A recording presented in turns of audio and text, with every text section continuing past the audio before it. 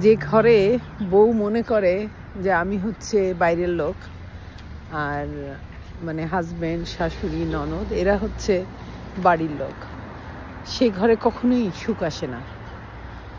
সে ঘরে কখনোই সুখ আসে না। সে ঘরটা হয় যন্ত্রণাময়ক।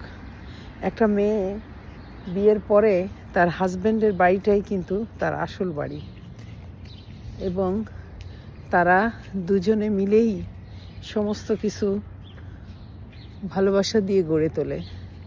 তা ভালোবাসা নষ্ট হয় তখনই যখন তাকে বুঝায় দেয় যে তুমি হচ্ছে পরের মেয়ে। পরের মেয়ে শব্দটা খুব কঠিন, কিন্তু যারা বলে তারা হয়তো না বুঝেই বলে।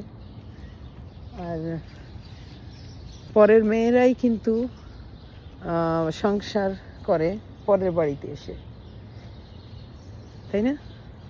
হ্যাঁ, পরের মেয়েরাই সংসার করে। আমার মা, দাদি, তারপরে নানি, খালা সবাই পরের মেয়ে। তারা কিন্তু নতুন জায়গায় এসে নতুন একটা সংসার করে আপন করে নেয়। তা মেয়েদের গুণের কথা মানে বলে মনে হয় শেষ করা যাবে না।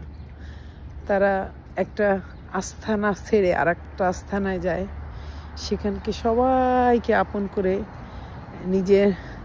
নিজের মতো করে নেওয়ার চেষ্টা করে।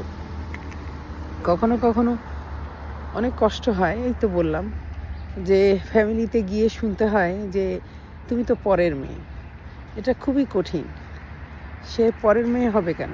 সে এই বাড়ির আপন কেউ হয়ে এসছে, তাই না? তাকে সেই সম্মানটুকু দেওয়া উচিত। সম্মানটুকু দেওয়ার জন্য যদি কেউ প্রস্তুত থাকে, তাইলে সেই মেয়েটা সারাটা জীবন তাদের গোলাম হয়ে তাদের সেবা করবে। আর সেই মেয়েটা যদি প্রথম থেকেই মনে করে যে আমাকে মূল্যটা দিচ্ছে না, সেটা কিন্তু মন ভেঙে যায়।